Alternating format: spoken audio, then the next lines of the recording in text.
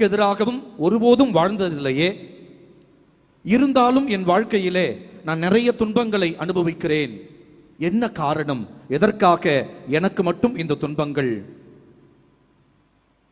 இன்னும் ஒரு சிலர், பாவம் செய்பவர்கள் எல்லாம் நன்றாக இருக்கிறார்களே, தவறு செய்பவர்கள் எல்லாம் நன்றாக இருக்கிறார்களே,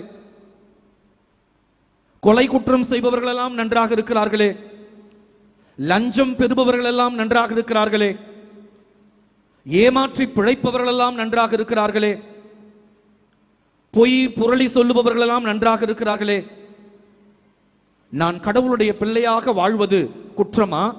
அதனால்தான் எனக்கு கடவுள் இவ்வளவு துன்பத்தை தருகிறாரா என்கிற கேள்வி எல்லாம் நமக்குள் எழுகின்றன.